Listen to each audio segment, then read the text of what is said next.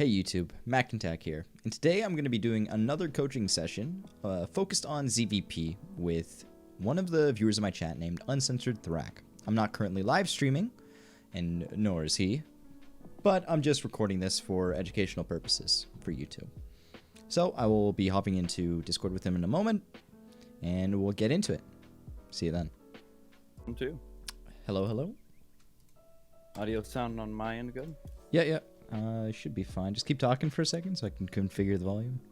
All right, this is test speech, test 1, 2. We are nailing in the volume as we speak. All right. There we go. Perfect. Cool. So, yeah, just join channel Mack in game MCK. I think I'm already in it, honestly. Oh, there you are. Nope, there I am. All right. Invite you to a party. Make you leader, and then you go into the first replay. Any preference on which one you... Oh, I'll do the oldest one first. Anyone. Whichever one you want to focus on more.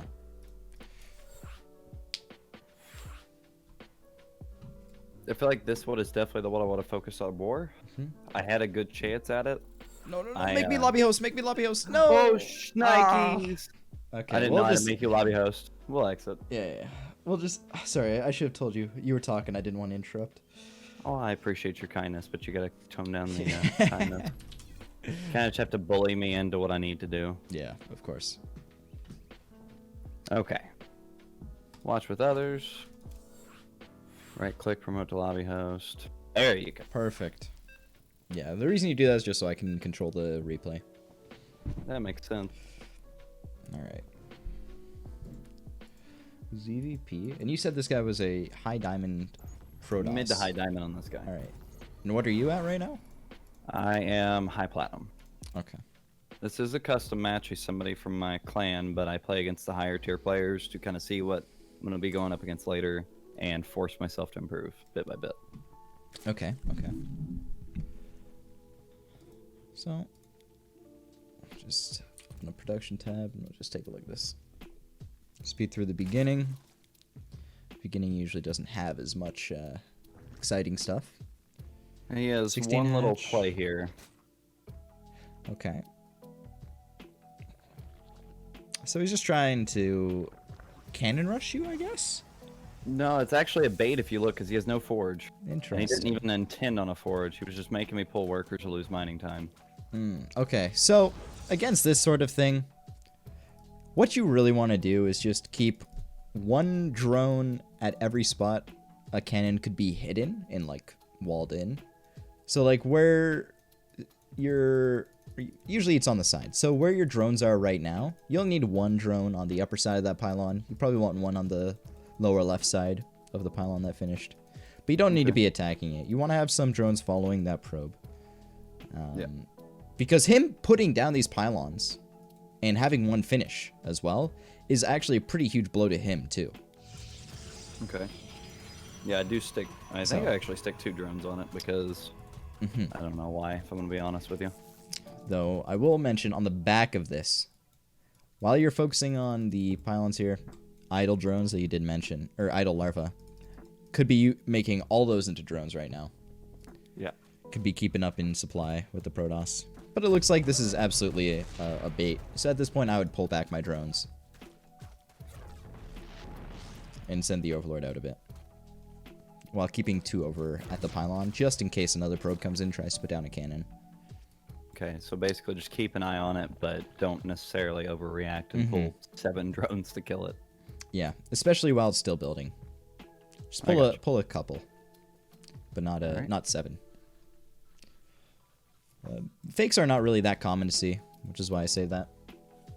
But at the same time, sometimes they could be actual cannon rushes, so you do have to pull a few drones instead of just ignoring it entirely.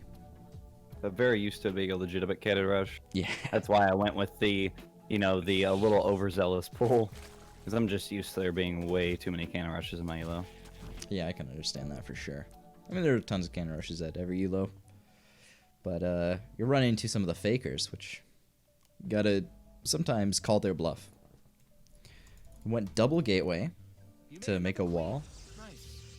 And a cyber core, so that means you know he has a cyber core finish, or Shield battery. You know his cybercore's finish. These are second and third gates. This guy's actually crazy. Can't really understand what he's doing here. But let's just focus on you right now.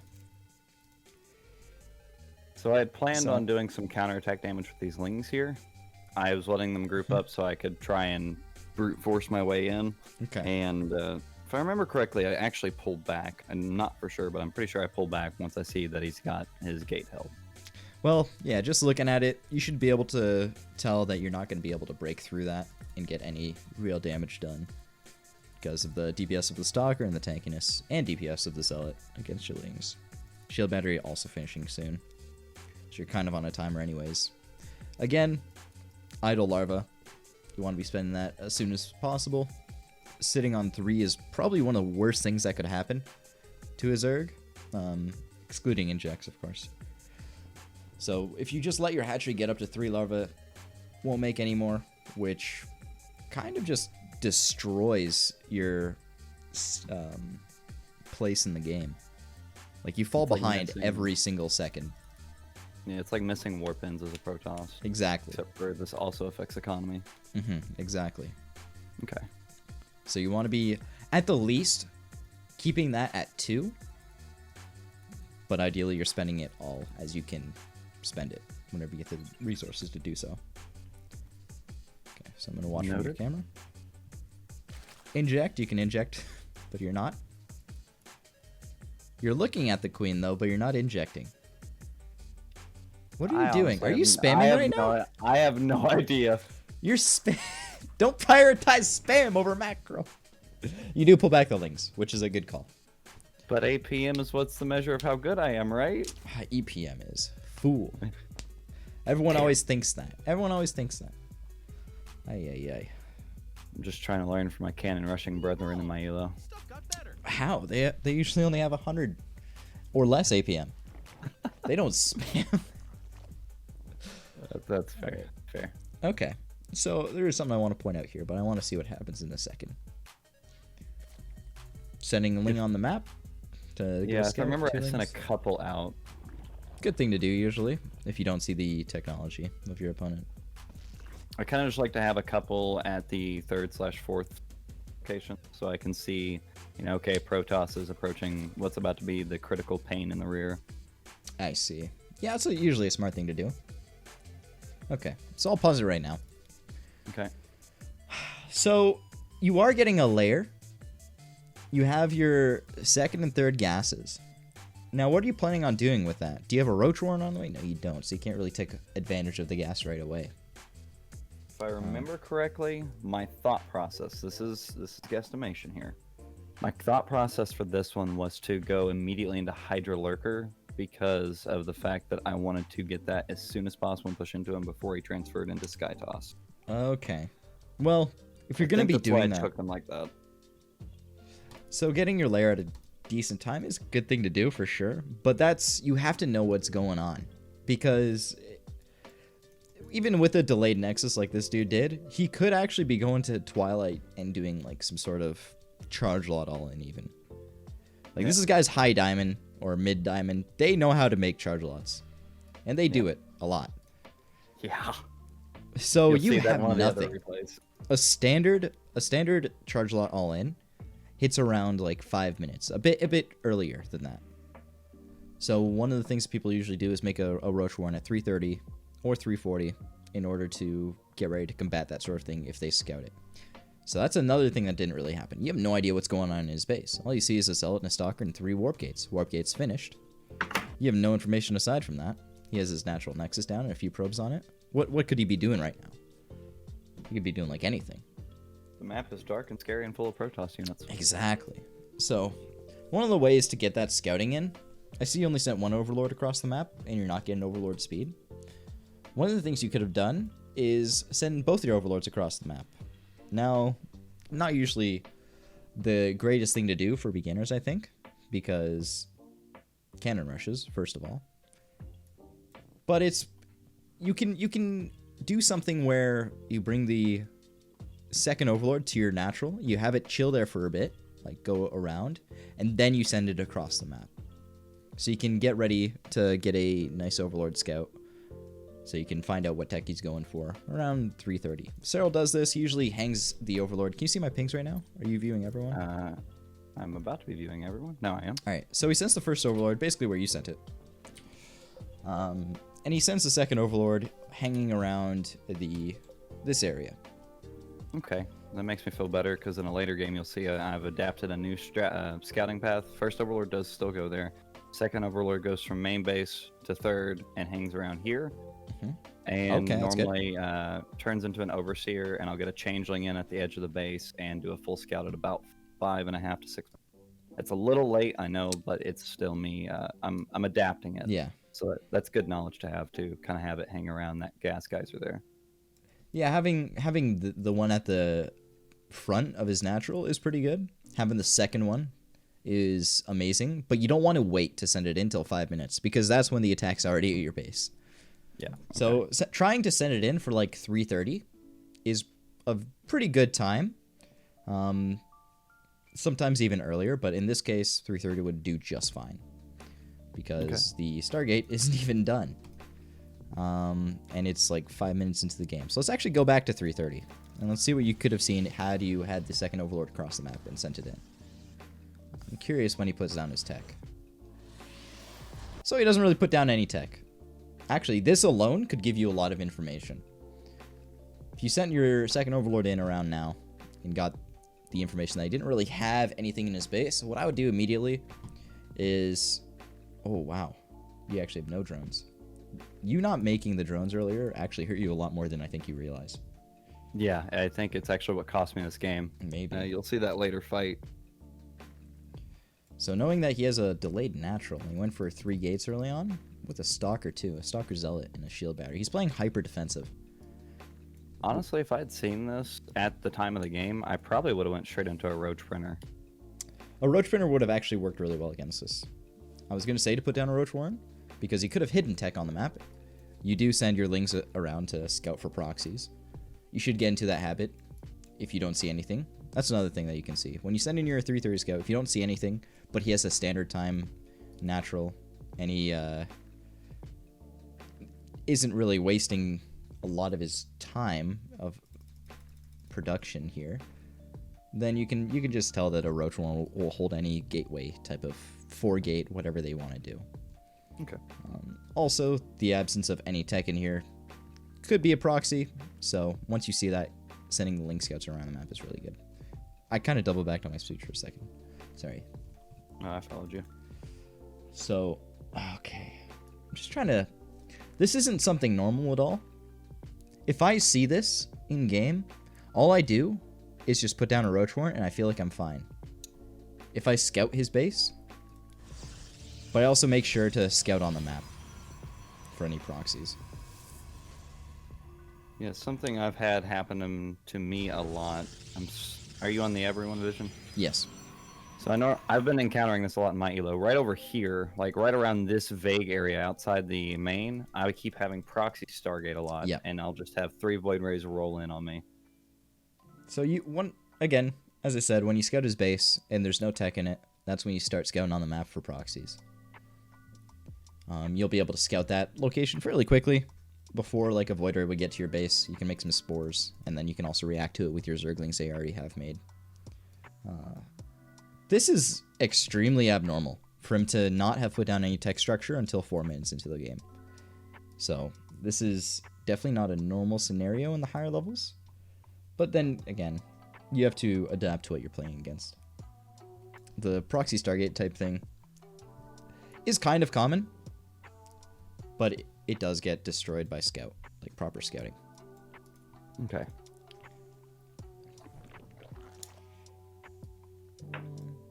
Especially if you get that scout early in enough, where you will be able to scout the proxy as it's building still. Which is why 3:30 is a good time to get the information. If you scout nothing on the map, and you scout delayed tech, you can just immediately tell yourself that you're ahead. Usually. Unless you miss somewhere on the map.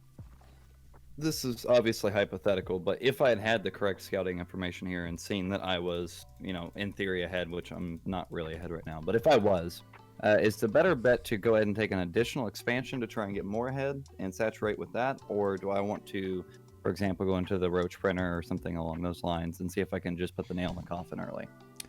So there are a few things you can do. The first is, if you're ahead in terms of technology, they don't have a robo down, and they don't have a Stargate down, you could just go roach printer. Yeah.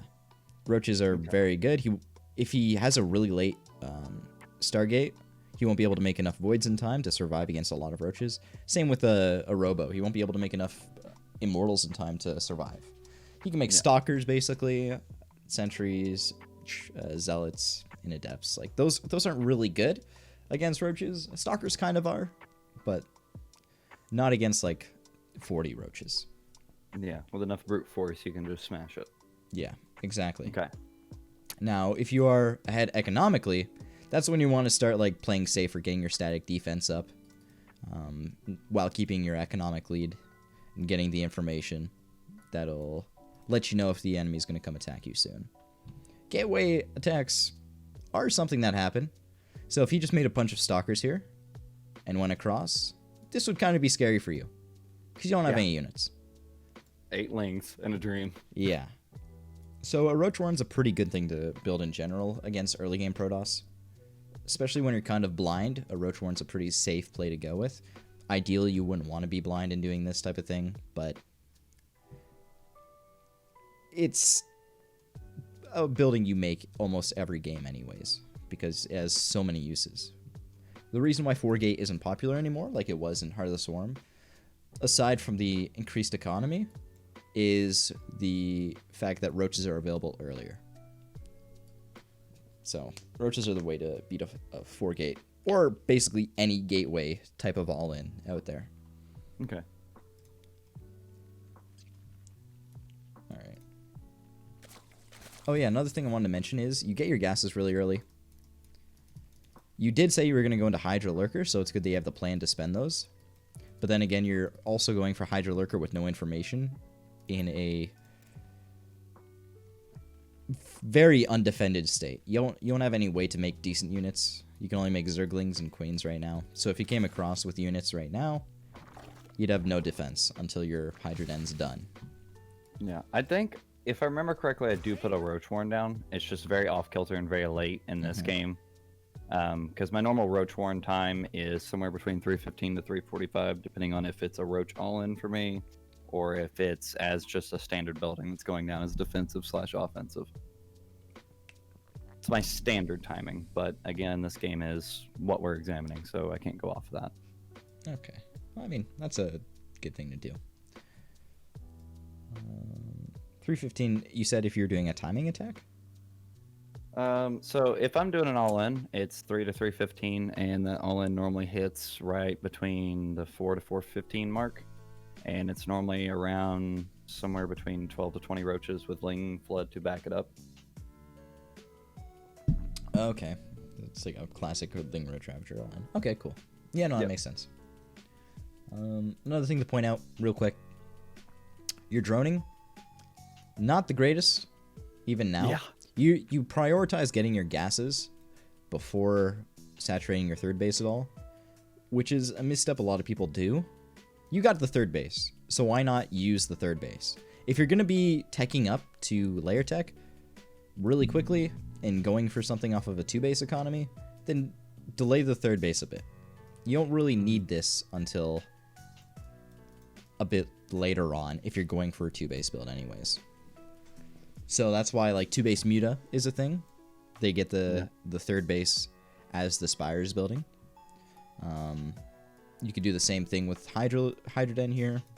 But I generally advise to macro up the third base mineral line before you get your extra gases. That way, you'll just have more mineral income in general. You can get more bases faster.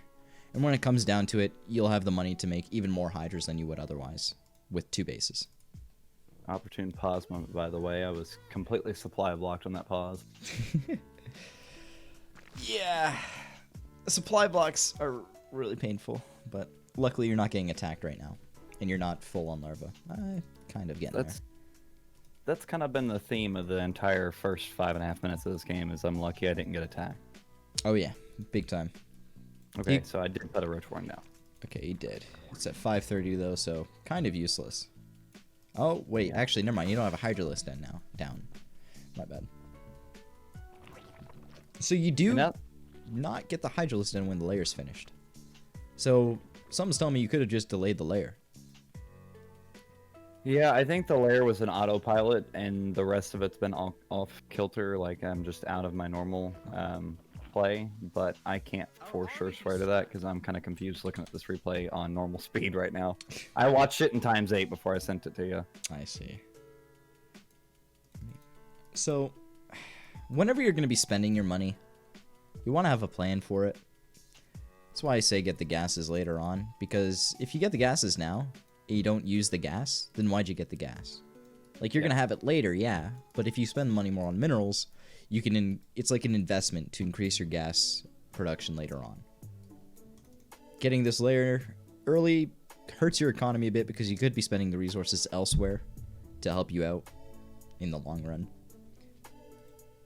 Really don't need the layer if you're not going to go right into the Hydralisk den. Or use anything related to the layer, like an Overseer even. Or bare minimum roach speed, just something. Yeah, something like that. If you're going to get a layer, you have to have a plan to use the layer when it's done.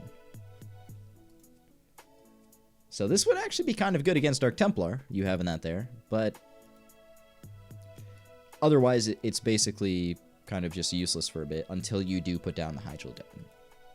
It allows you to get the Hydro Den, but you've already had the layer for a while. Yeah, so that time, that's just resources that could have been spent elsewhere. So I follow you. Gonna wait until you start getting full saturation on the third base. Oh, he's moving across the map with some Stalkers and Void Rays. Cool. Luckily, I did have the mini-map DLC installed for this. Nice. Not for long, though. Just for, I think, like the first part of the mid-game. And then I forgot it was there. So you don't have any units for this. So he's basically just cleaning stuff up for free. He's killing some of your overlords. He's clearing all your creep and your queens, too. You're going to lose these 3 Hydras without them doing anything. It would have been really great if you had safety units. Having a standing army as Zerg is very important. This is something... I know you watch my stream a decent amount. It's something that I do a lot of the time. Like, especially against Terran.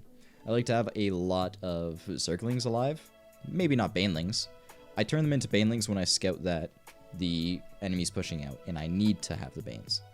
But it's good to have units there in preparation to a sudden attack. Yeah, so I'm not, scrambling like I am right now. Yeah. Maybe not spending all of your money on army, but spending some to give you that security that you need in order to survive. In the event that all of a sudden something happens. Like a run-by, or Prism in the main, something like that. Yeah. Or just this type of attack, where you take a lot of damage and don't really get anything back from it. A lot of free damage. Yeah. Killed Which I'm already behind, so that's... Your saving grace right now is that your opponent doesn't have a third base. But yeah, then again, you basically don't as well, because you're not really mining from it. I will say, I know I did not notice he didn't have a third base. I didn't notice until this Ling up here dies. Just a map awareness thing. Luckily, you do see it sometime soon. So that's fine. Do have a lot of Hydras now. That's good. Your infestation pit's done, so you want to get the hive as soon as possible. That production tab is stacked against me. Oh yeah. Sometimes it's like that for Zerg, though. But, I mean, this is another example of not having the gas. You can make your hive as quickly, and your lurker den as quickly as you wanted to, because you didn't really have the gas income that you would have had otherwise if you invested in expanding your economy more early on. Just kind of a general question here. What is a really broad stroke good time to go for the upgrades that you're going to be doing for your army composition for the game? Usually it's 5 minutes. 5 to 6 minutes is when to start 1-1. Okay. A bit earlier sometimes. Situation changes. But most of the time it's generally between 5 to 6 minutes is where you want to aim to start your 2 upgrades. Good to know. That's usually when you're getting full saturation at your third base, or you're making army in preparation to defend against some sort of attack. Like against Protoss, usually Twilight attacks or something like that. Against Terran, just Hellion Liberator or Hellion Banshee, Hellbat attacks, like whatever. You want to make sure you're safe first, and then once you are safe, that's when you start investing into your upgrades. So that's why it's around 5 to 6 minutes instead of 4 minutes. Okay. However, if you're completely free to do that, you can go for your upgrades a bit earlier too. Scouting basically dictates all of your decision making here. Which is one of the main problems we're seeing is the lack of information. Yeah. We have no idea what composition your opponent's going for, except for the few Stalkers and Void Rays that they had. Luckily, Hydras are a catch-all to that, but when they start mixing in other units like potentially Carriers or Charge Lot Archon or High Templar with Storms, that's when it starts getting dicier, and that's when you need to have different units. Like Lurkers. Lurkers are pretty sick. Funny foreshadowing that you're mentioning that. Ah. Well, I guess we'll see a good example of that type of thing. So you're floating a lot of money, but you only have 10 supply open. Yeah.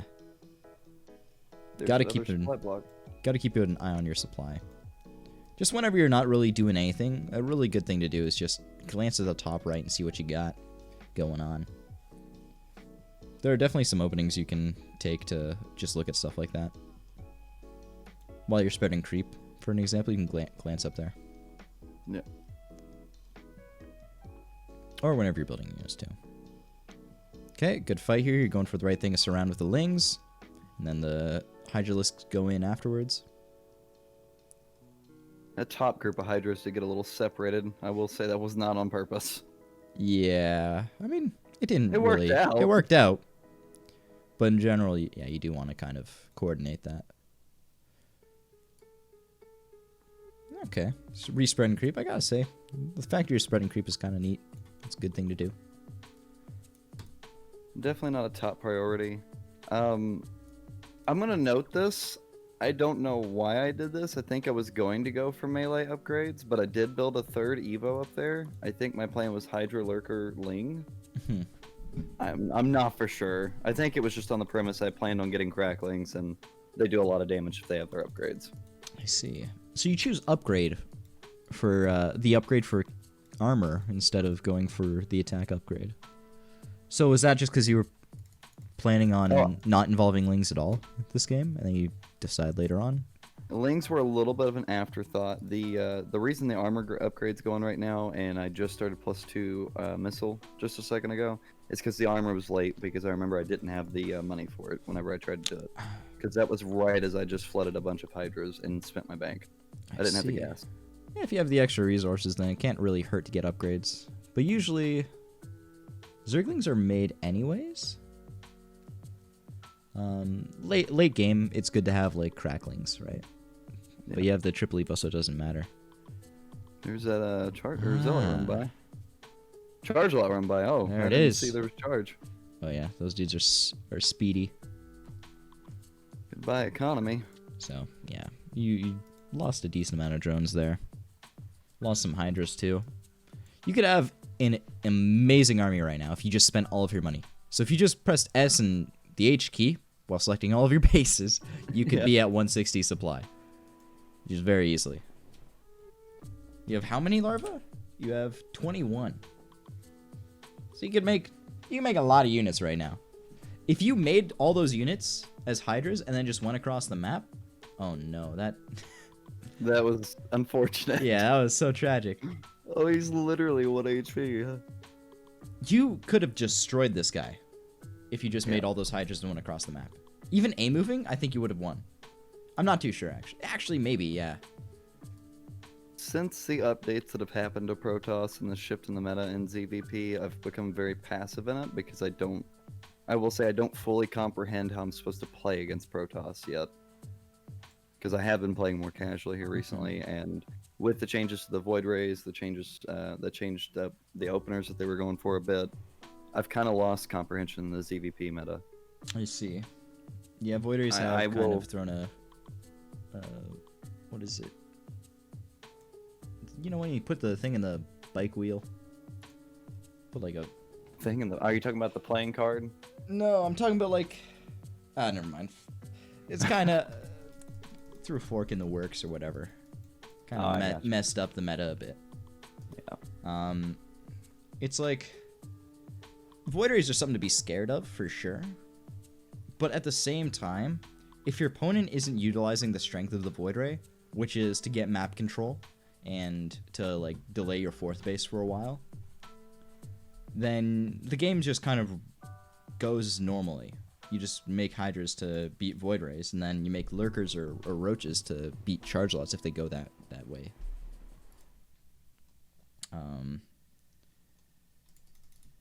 The move command. Oh, you would have actually beaten this army if you had some Overseers. Also, another rule of thumb, always have some Overseers with your army.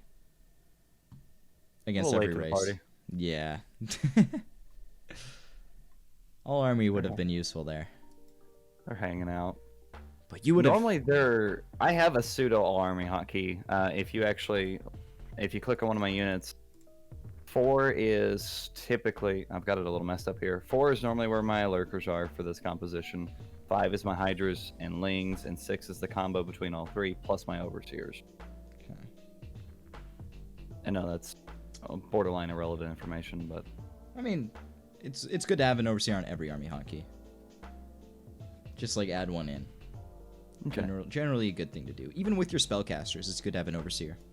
Especially as Zerg, because like if you're controlling a bunch of infestors for an example, against a Terran player who might have ghosts out, or their Widow Mines nearby, then having the overseer there to kind of like make it so you don't walk into the Widow Mine or walk close enough to the ghost so they can EMP or snipe you or whatever, or at least give you the heads up so if they cast snipe you can fungal them, see them on the minimap or something like that. That helps out a lot. Or if one of your army hotkeys is sent in before the enemies, or before the others rather, and the enemy snipes the overseers, then all of a sudden you don't have any detection. He warps in a lot of DTs or something like that, thinking you have no detection. Then your other army hotkey or control group comes in with new overseers. Just a side effect that's pretty nice sometimes. Saves me in a lot of games. It's actually really nice, and I never thought of that. Yeah, in general, just add an overseer with every army hotkey. They're pretty cheap, and they give you a lot of benefits. It also increases the view distance of your army too, which is really nice, because overseers have larger view distance than any other unit, I believe.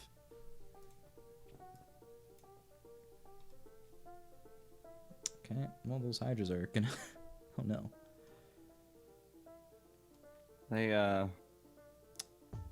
They decided the blood of Ire was going to be spilt by them.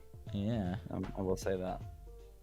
So, watching from your point of view, your game plan was to go for Hydra Lurker and go across the map. Well, I'm looking at your bank right now.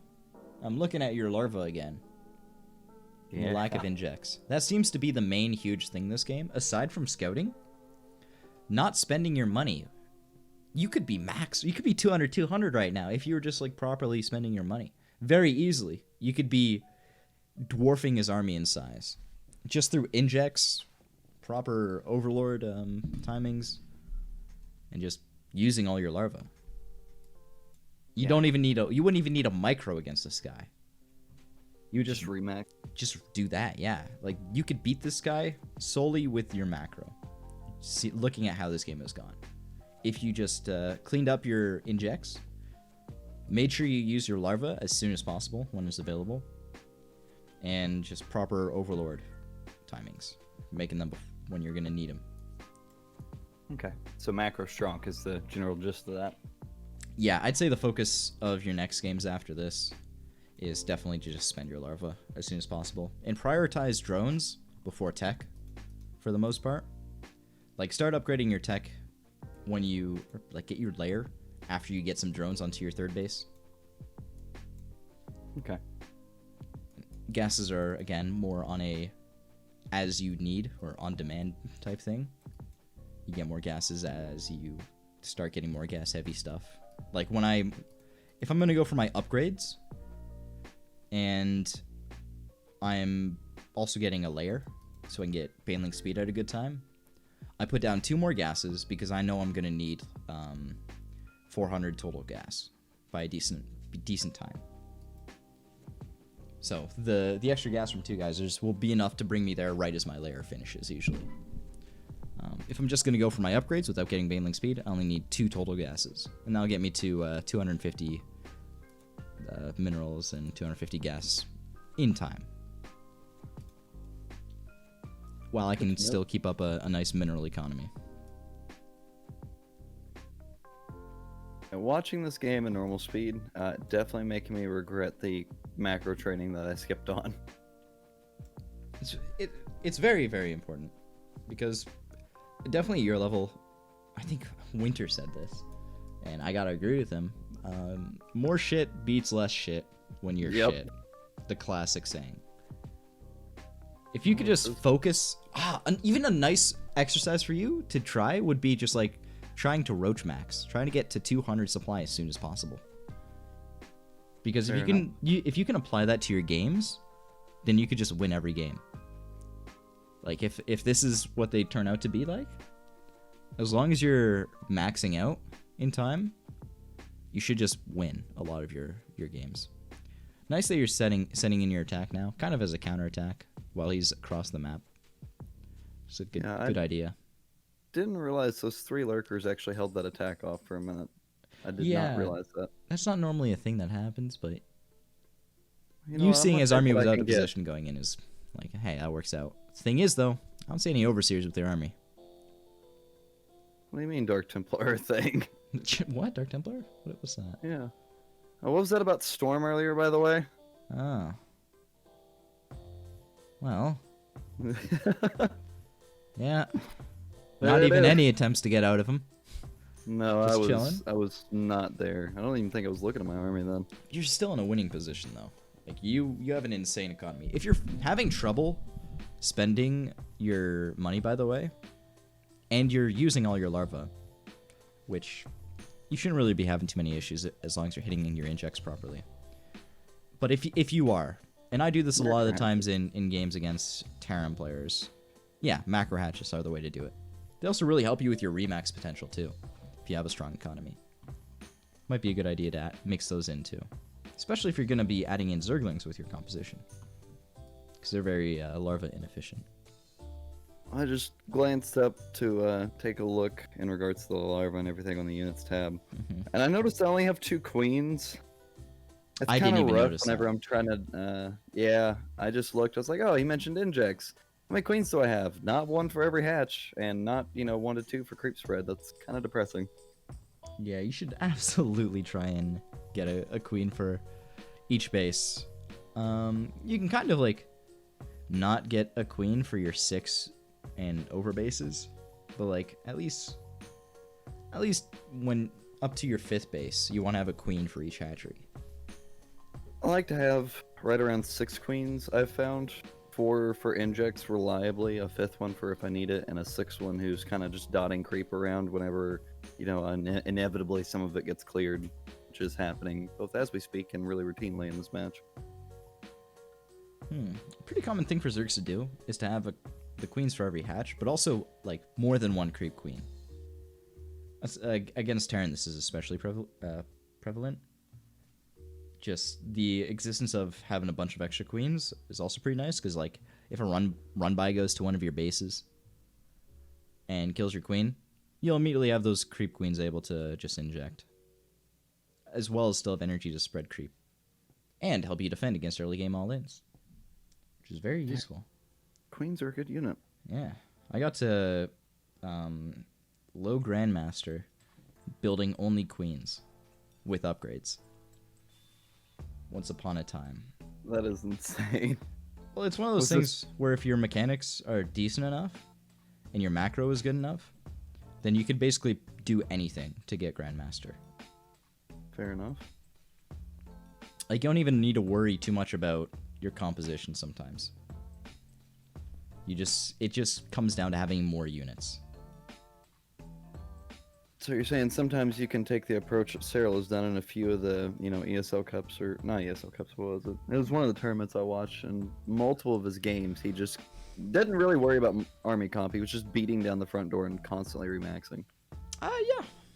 I mean, at his level, army comp does matter. Absolutely. But Oh yeah. Say my level Yeah, though. I I can mean- use that down here. yeah, you can use that down here for sure. Definitely, if you were to choose one thing to improve on, out of army composition and general macro, it would definitely be general macro. And that was that. Well, it was a GG in voice comms, by the way. We were constantly talking back and forth. Yeah, I don't really mind. Don't worry about it. I will say you do see me go on tilt in one of these later games. Probably. I mean, if you lose to carriers, that can make any man go insane. Yeah. So, like, before we go into the next game, like, what could you do better from last game? Just general notes. Number one, scouting is a gigantic just advantage if you maintain doing it. Yeah, scouting. If nothing else, it levels the playing field because it makes you know what you're going against. Yeah. Like, just scouting dictates a lot of your play as Zerg as well, because Zerg is more so the reactionary race of the three. Like, we do stuff that just helps us deal with the enemy stuff. That's it. So scouting is a huge part of what we do, and knowing when the opponent moves out is also another big thing as Zerg, because we want to be focusing on our droning, but also making units when we need to. We want to avoid making units when we don't need to, aside from our standing army. So scouting is very big for that too, aside from just learning what he can have and what he has. Yes. Knowing when they move out is a very good thing. Next replay? Next response is definitely going to be general macro with an asterisk of spend your larva, please. Because I can't tell you, I counted at least 6 times there where I was sitting on 22 larvae. And that's, I mean, like you said, that could have won me the game time and time again there, if I was just spending that. That kind of ties into the bank as well. I was banking way too many resources. I had almost 8k at one point.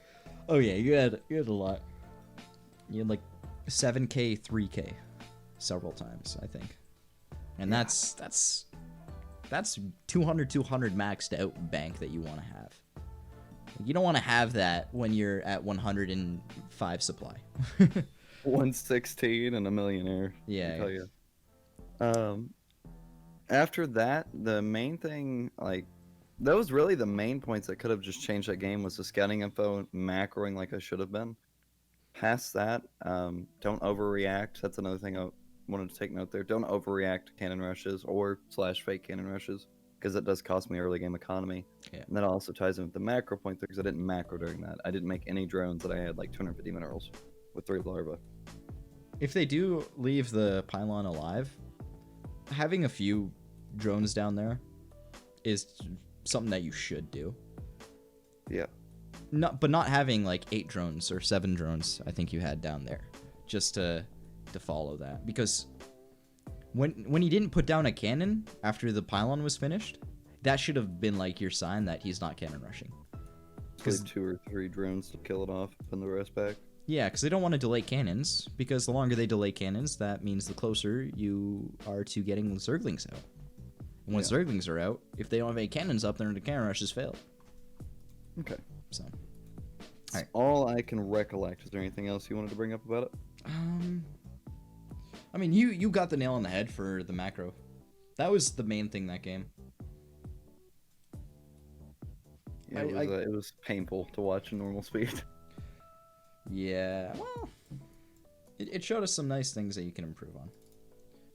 Also, I could go into more specific scouting things when you're higher level and you're more used to working on your macro. Yeah. I'll point out some things here and there, but right now it seems that your main issue is building units. So the beginning of this game, pretty boring for like at least the first 2 minutes. Feel free to speed up at your behest. This is the high diamond player, also another custom match. Okay.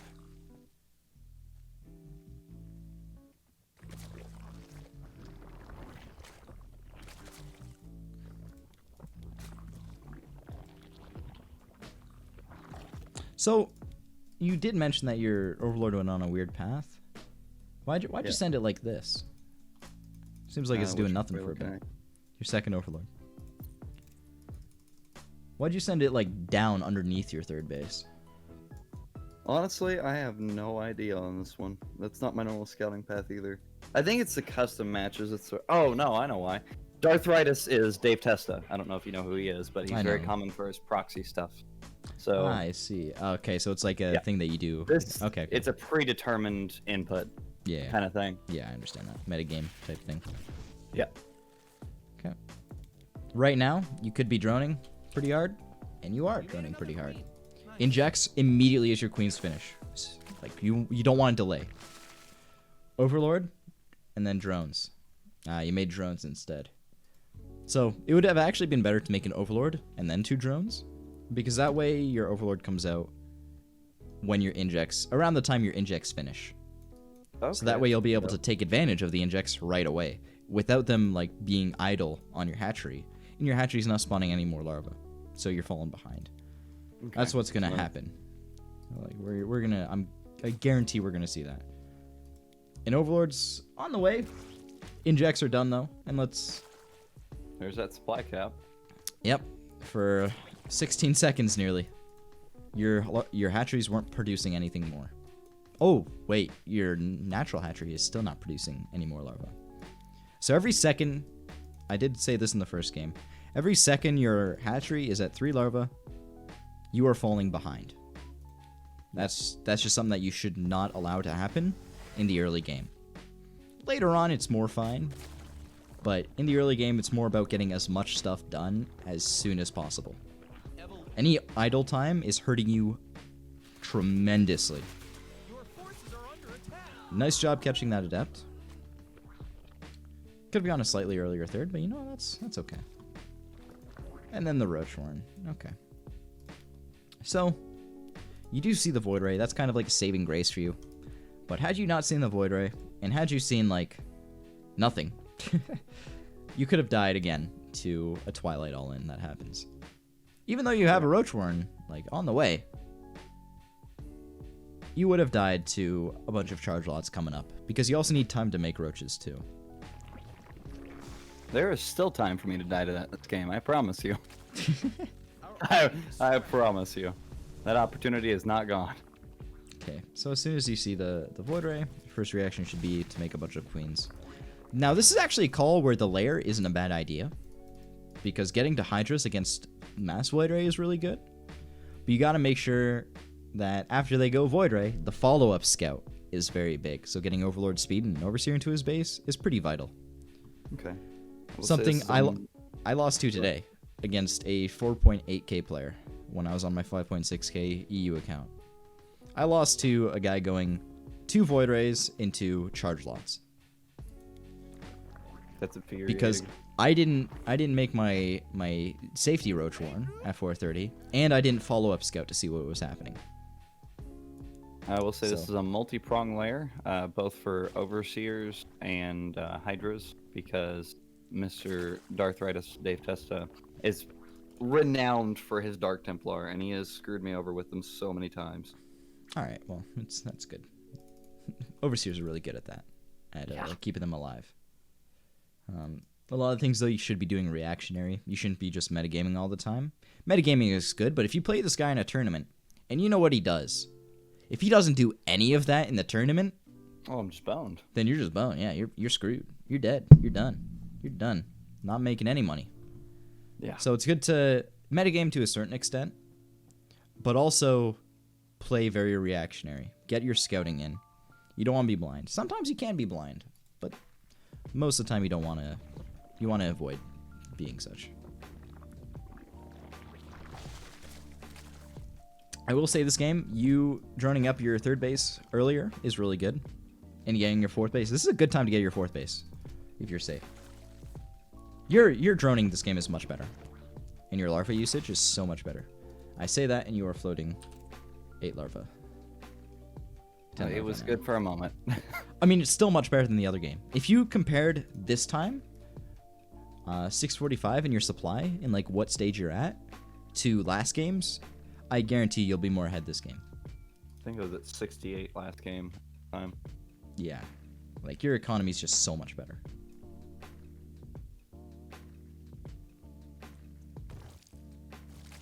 Ideally, you'll be 16 out of 60 on each hatchery. You're 15 out of 15. But it's not the biggest deal. Okay, Archons, Charge Lots, and Void Rays. And Immortal. This is exactly the type of thing I died to. This is it. I didn't have any safety roaches. I had no idea it was coming, so I didn't have any safety roaches. I didn't scout. Just like you didn't really scout. And you didn't know this was coming. 7 safety hydras, 5 lings, and 19 larvae.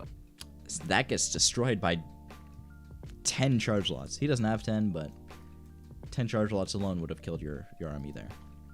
So those 2 archons will make up for the charge lots he's missing. Even more than that. Yeah. Whoa. Well, this is about to be a swift nail in the coffin. Oh yeah, looks like it. So let's just, before you die, let's just go through how you could have not died. Scouting, yeah. Having some, this is something I was mentioning last game as well. Knowing when your enemy moves out kind of lets you know when to make units. So you can do that with overlords, having those at key locations to see when the army moves out. Can't really do that though because of Void Rays. They're cleaning up all the overlords that you have on the map. Yep. Or they should be. So one other thing you can do is Ling Spotters. These Zerglings that you have, they're going to be useless by themselves, most likely. So having them like in front of his base, can you see my pings? Yeah, right so there. Okay. Having like one right here, one on the base location. Just those places are pretty nice. I also like to sometimes throw some into the middle of the map, around the far area over here, because I usually expand downwards. These Ling Spotters are very cheap and effective ways of knowing where the enemy army is. Or even if it's not like his whole army, a run by. It's just very, very helpful to have this information. Because if you have this information, if you know he's moving out, like let's check it out when he starts moving out. Okay, if you know he's moving out right now. That's still enough time for a full production cycle with that 10 larvae. Yeah, you have 10 larvae there. You have some injects about to finish as well. All your injects are about to finish in a few seconds. So if you have your overlords on the way, or if you start some overlords now, maybe you'll be able to make units in time to defend your 3rd base. Sacrificing the 4th base, but you're still alive and in the game, and being in the game is good. Okay. You'd be able to make, since you have the Roach Warren, enough roaches, because this is mostly a ground threat we would see with the Zergling. We'd see his army composition. So the main thing you'd build there, since you already have some Hydras on the way, would be a lot of roaches to clean up the roach, or clean up the charge lot Archon and 1 Immortal. You'd have plenty of time to survive, is what I'm saying. You still have your upgrades on the way, which is nice.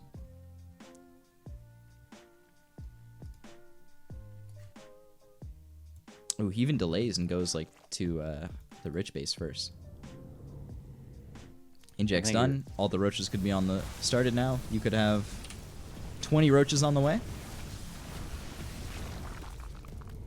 So that I have, 5 overlords. Yeah, you could have 20 roaches with the 7 hydras and queens. Queens are something that you would also pull here in this situation. You'd pull them from each base and rebuild them. Yeah, I think I pulled the queens, but I'm not sure. This is not looking good for you. If you had 20 plus more roaches, though, this could be looking great for you. Yeah. Charge lots just start running through everything. Oh yeah, they're just slicing and dicing, as charge lots do. Still not spending the larva. Floating 2,500 during this. And now you spend it after the base dies. All in hydras, though. I'm just noticing that. When you're under pressure like this, sometimes it's best to just focus on getting more units out and focusing on your production. Maybe you're not exactly fighting.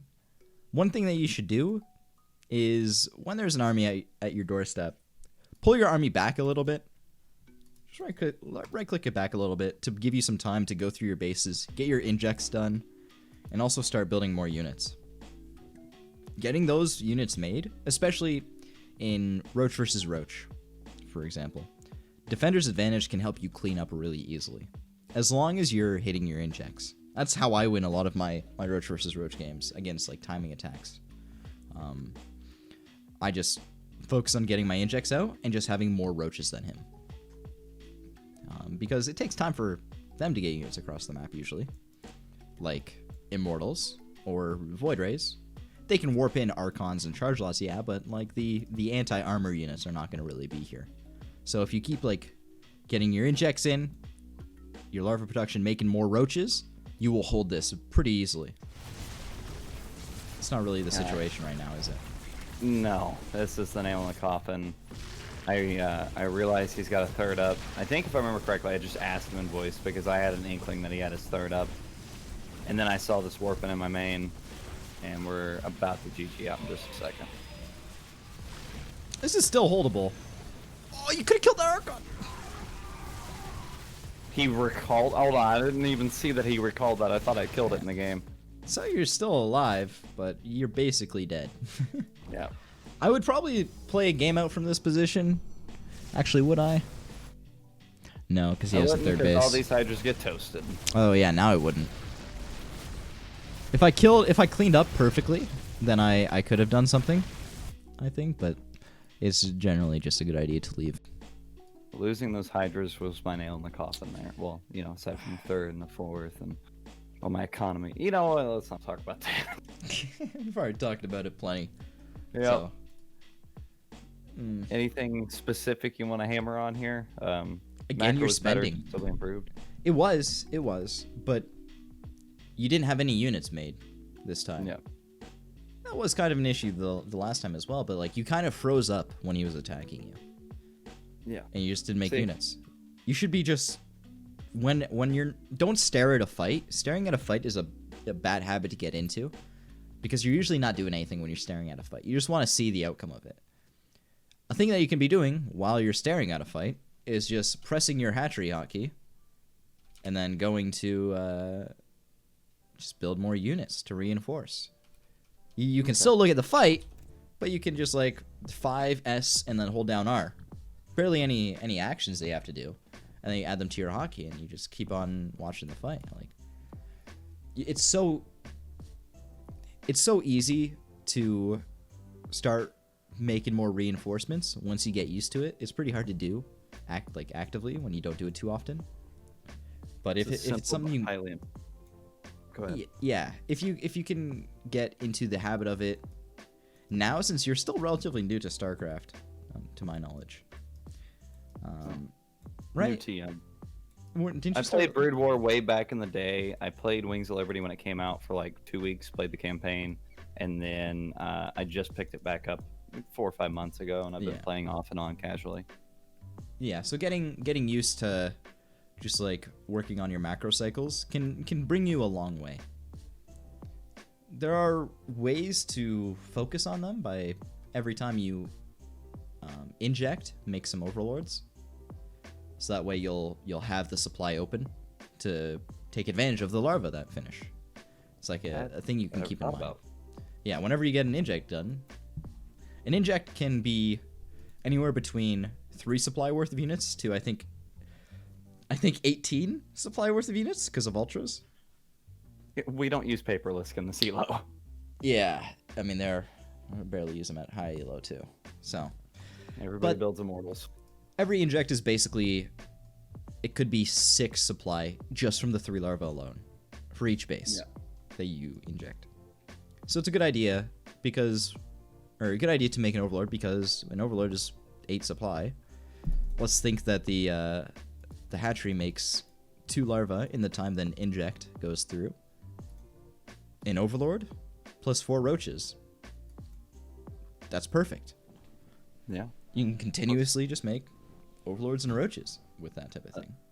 It'd help a lot with my banking issue that I'm noticing. Well, let alone the larvae issue, but the banking issue as well. I'd keep my spending up. Oh yeah, that would definitely help you out. All right, final game.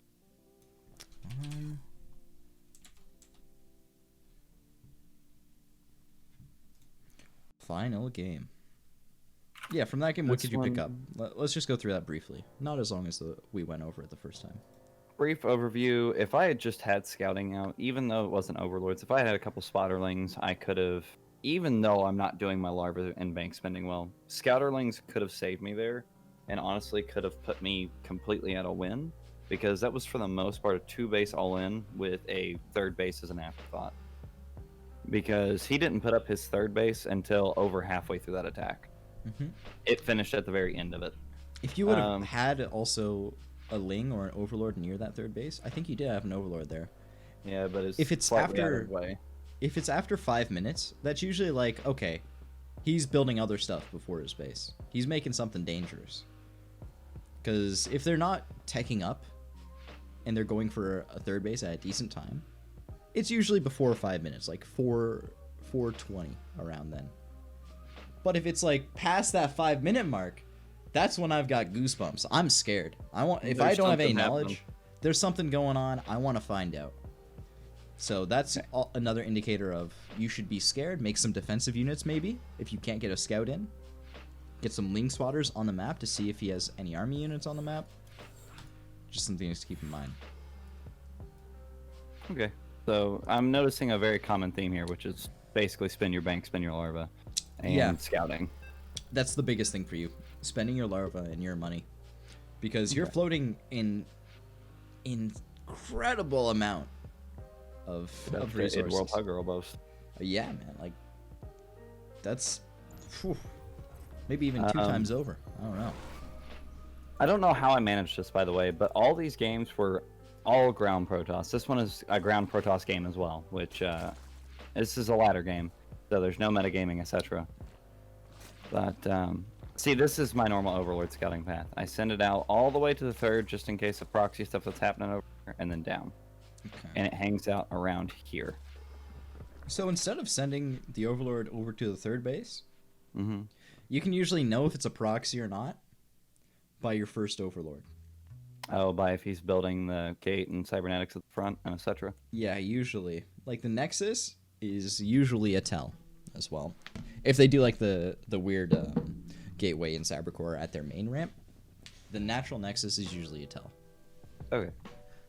Instead, you can do something else with the Overlord. You can keep it at your natural, just in case of a cannon rush. You can put it at your natural for a second, send it back and forth, wait for a probe. After sending it back and forth a few times, send it across the map to get that second scout in. If you can't get the first Overlord in, you get a scout that way. Sacrifice the Overlord. Fully in the base. Okay. So sacking the second OV is not a problem if you've got it planned for. Yeah. If you don't see anything on here, that's when you send a drone out to drone scout. But that's also when you start like making lings with your spawning pool and putting down the Roach Horn if there is no natural by him. I will say, I think this is a more standard game. I'm not sure. I just remember this was a ladder game with a ground force. Nice. And I full tilt at the very end. Oh, no. I even BG. It's as full tilt as I get, but, you know. No GLHF from him at the beginning? That doesn't matter. No, it does in my mind in this game once I go on tilt. Oh, really? Okay, yep. I can't wait to see that. I remark on it. I remember seeing that. Okay, so just take a look at your base and tell me what's wrong. Well, as of right now, I'm not full satch on the second. I'm supply capped at 36. I've got 1k minerals, and I should have a 3rd down. How much larva do you have? Oh, I didn't even have the units tab open. 9. Awesome. So I've got injects stacked on top of base larva. Oh, yeah. And no Overlords on the way. And your supply blocked. This, I would probably leave the game at this point. This is terrible. This is like game ending. I mean, we've all been through this though, right? Yeah. But this is just something you want to try and avoid. This situation. Now it's kind of fine later on when you already have army units, so you already have a decent economy. It can be kind of okay to be supply blocked sometimes, as long as you're not under attack.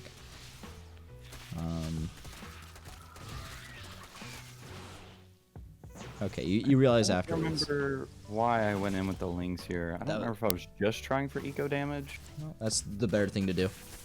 He has a shield battery. Sorry, go ahead. Yeah, he has a shield battery healing the stalker.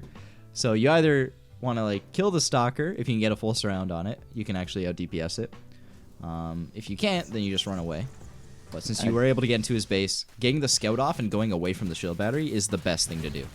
Because that way you also get a scout off, and you have the potential to kill some probes. Yeah, I force killed a sentry to deny scouting information. Nice. Wait, that's actually huge. Killing the sentry is much better than killing a stalker, by the way. Well, I saw it wasn't on hold position, so I muscled past. After you told me that one day, I tried it on this game, and I was like, holy sh**, this is amazing. Ideally, you want to, like, move command and then A left, like, attack move. Keep doing that over and over again with every... At the speed that Lings can attack. So twice in a second. That way you'll still get maximum DPS, but you also see if you'll be able to get in. Alright, this is a proper move. You don't want to really fight near shield battery with just Lings. Yep. Going after... Oh, wow. You wasted a lot of time with these. Yeah. It was, what, 5-6 seconds? You attacked every building without attacking any probes. Like, on the way to the probe, too. Yeah. If you went right for the probes here, you could have killed, like, 10 plus. I think I got a couple, not many. It definitely wasn't worth all the Lings I burnt. I ran down to the natural. Now it's actually worth it. Maybe if you kill another drone, I'd say it's pretty worth it. Or probe. I don't think I get another one.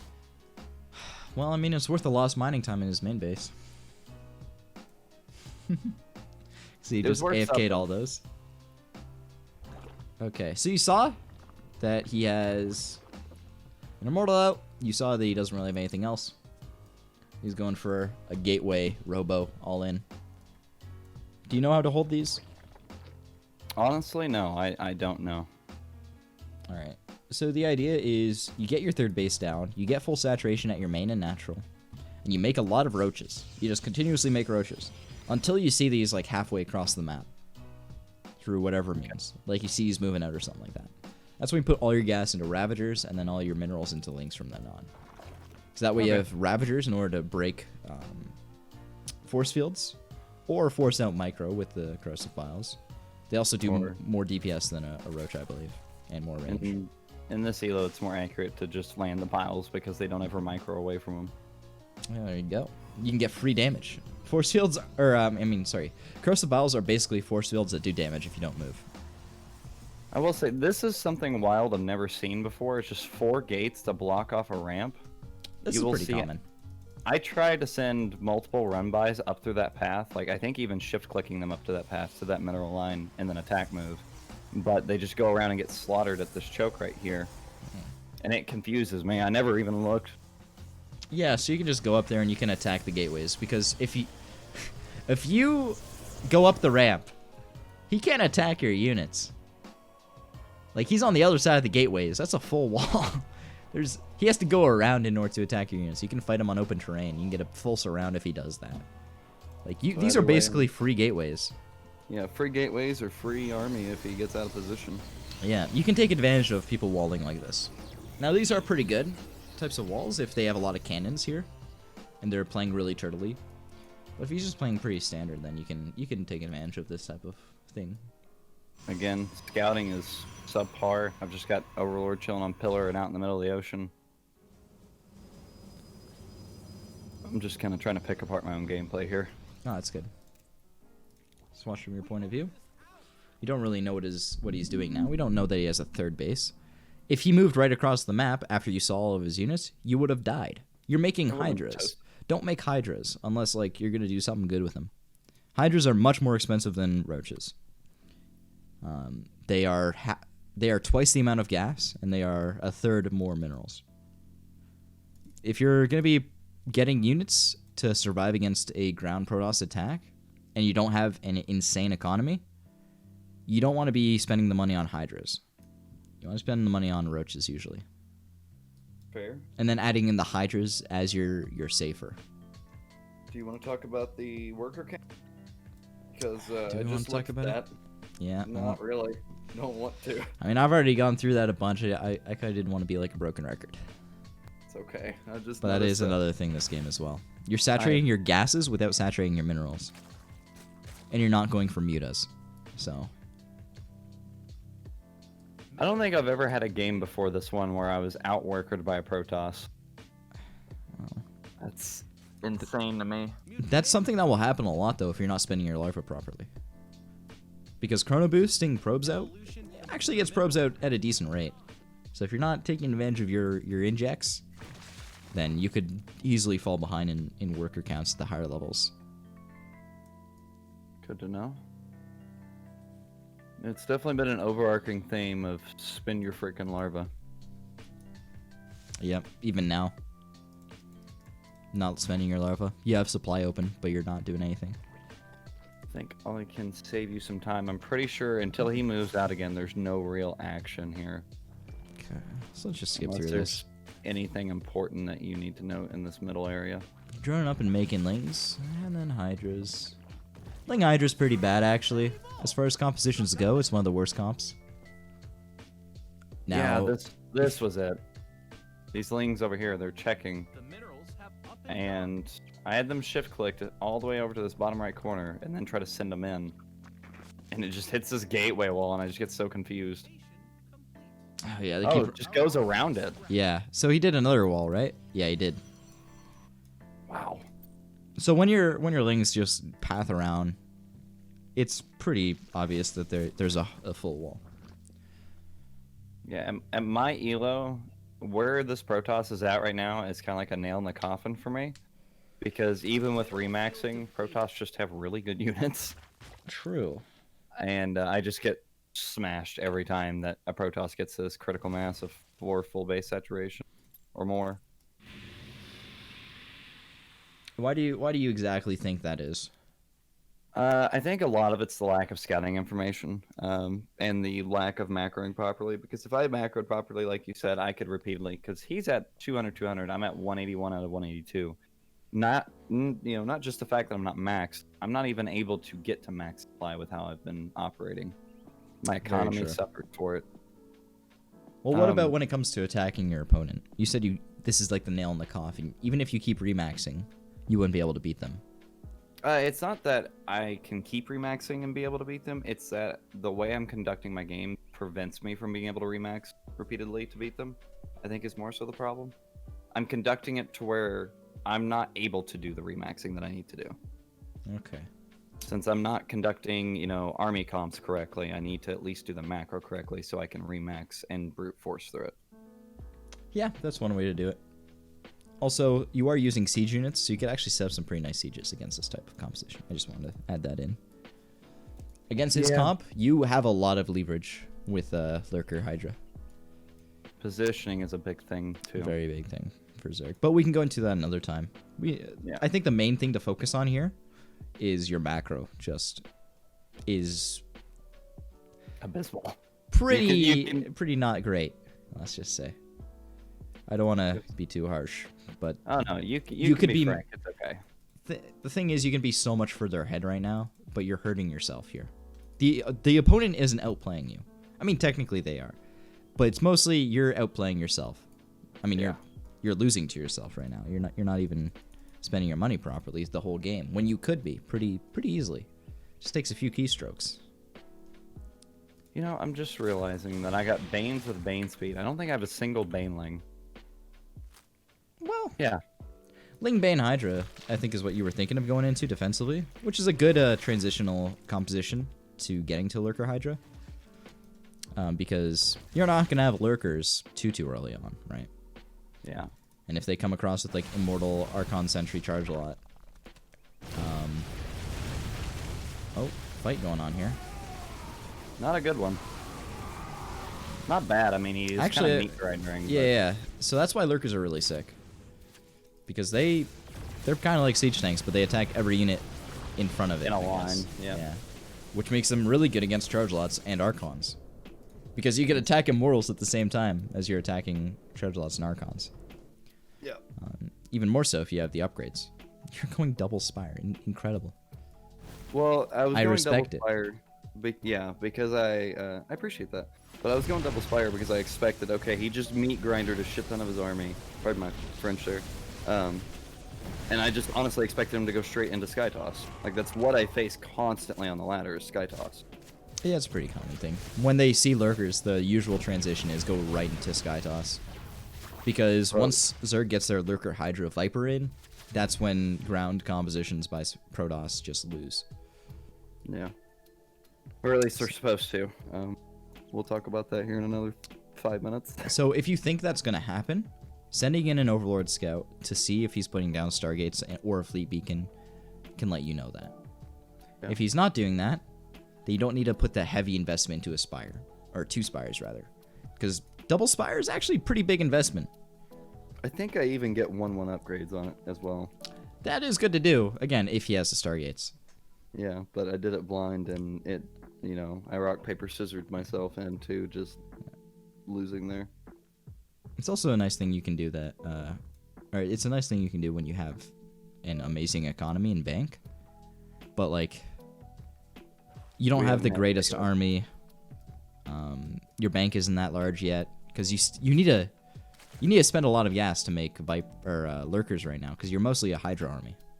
Yeah. With 2 lurkers, 3 lurkers, that's not enough lurkers to cut it against a lot of charge lots. So what is going on with these 3 immortals in the right central part of the map? His rally point for his robo, yeah. Oh, could have been free. Could have been free. Need to have scouts. Exactly. Yeah, I think if I remember correctly, this right here works towards the ending push. Yeah, let's speed it up then. Because, yeah, he goes fully in the top left into the map, and that's where I end up losing it. 3 lurkers in a dream, baby. Lurkers in a dream. Oh, on the bright side, you got a lot of Hydras. Hydras are actually pretty decent against this army. Yeah, like this is an amazing trade for you. Yeah. It's just the follow-up when he gets like the charge lots and Archons warped in. That's when you can start not trading well, but you still do trade well here. It's just these follow-up charge lots he's warping in are gonna destroy your Hydras. Short the lings too. Yeah, so the Hydras are dead, and they can be chased down pretty easily as well by these. That's kind of why I'm orb walking. That's a little bit of a league term, but you know, stutter stepping. Stutter stepping. I know what you mean. That's why Banelings are really good. Lurkers have consistent value against charge lots. So remaking Lurkers after you win a fight like that, before you go across, is pretty nice. Or even as you go across. Because if I had, just taken the time to make like 5 Lurkers there, do you think I could have actually gotten that base? Yeah. Okay. You had the money to make more than that, but yeah. It's just a. Look, I know I've got bank on the game, okay? Oh man, I didn't realize how big of a problem that was. You could look at probably any of your replays and see that you can macro better. If I look at any of my replays, I know I could macro better. The thing about improvement in StarCraft 2 is just reducing the amount of mistakes you make. Yeah. That's basically it. It's just a game of making less mistakes than your opponent. Less big mistakes. Also, I will say this does go into boredom until the final fight where he pushes in top left, so you can speed back up if you'd like. Whoops, a bit too quick. These lurkers, I don't see how you should lose against this if you have both the upgrades. Well, like your army's insane. Let me show you my next magic trick. She's losing against this. Oh. Ooh. Okay, so one thing to mention here, too. You should just treat lurkers as siege tanks a lot of the time. Like, if you're playing against a Terran player, and, you're playing against a guy who has a siege tank set up, and he has his bio push that he's doing. His goal is not to run behind his siege tanks and let them tank. Yeah, it's to frog leap them forward and get an entrenched position. Yeah, and let them do their damage. Mm-hmm. You're not doing that. You're running away from your lurkers, allowing him to get his charge lots on top of them, and his immortals to attack him. Well, so that's I will hurting you a lot. It was accidental that I ran into that army there. I'm not gonna lie. I did not fully realize it was right there. That minimap DLC is a pain. You could have destroyed this fight. Oh my god! Like, it was close afterwards. Even you did the proper thing later on with your army by putting your hydras in front of the lurkers. Ideally, you would have just ran away there, but if you were to choose between what you did to start with and then what you did afterwards, I definitely think that if you had done that to start with, you would have crushed the fight. So you got to think, lurkers, their damage is multiplied by every unit they hit, right? And your Hydras can only hit one unit at once. So every time a lurker attacks as opposed to a Hydra, the lurker's probably doing a lot more damage. Way more. So if your Hydras die, but your lurkers survive and do all their damage, then that's what you want. See, I want to see if I hit the 6 key. Because if I remember right, I hit my pseudo all army, which is 6. Yeah. And I move them straight down. And I went, oh, shnikes. Yeah. And that's where I got toasted. Yeah, definitely. If you had the lurkers back, then the Hydras actually wouldn't even get on, or the Zealots wouldn't even get onto your army if you had all your lurkers here to tank. Then you just crush this. But unfortunately, that's not the way it went. And I'm short. You get blasted. I can't wait to see what you say, though. Oh, it's nothing too bad. It's just, for me, I'm normally a GLHF. That was a good game. GG. Stuff like that. Not normally very committal or commental on games, but. Do you want me to have this in the video? Oh, you're welcome to. Okay. All right. I'm called uncensored for a reason. Yeah. That pissed me off. Also, he has armor upgrades, and you don't have any Ling upgrades. So you're not doing any damage with those Lings. Yeah, I think the minimum damage you can do is 1, isn't it? Nope. So I'm just doing. Oh, you can do 0? You can do 0. Oh, okay. Well, no, it's more so you can do fractions of a damage. Oh, okay. Yeah. So you can make it so it needs 2 attacks to do 1 damage, for example. Oh, nice. Quality. I didn't even know that. Yeah, that's a thing. Attempting to get some lurkers to save my life. Sadness, depression, despair set in. Yeah. The anguish, the fear of hopelessness. I think it's more so the resignation to pure unadulterated rage at this point.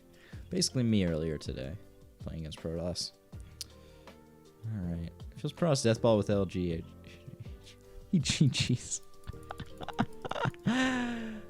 So I think he actually didn't mean to GG there. Because, like, sometimes what people do is they GG immediately as they see a message show up when the opponent's in a losing position. It didn't matter what he said there. I was on my tirade. Yeah, I can see that. That game's another thing about your macro. Tons of stuff you could work on for sure. I would recommend you doing working on maxing out as soon as possible in custom games by yourself. Yeah, like roach maxing. Yeah, that's a very good drill to do, for sure. Okay. That alone will help you just improve your play in general because you'll get the muscle memory down at the least to start producing a lot of units constantly. And it's a large part of the game.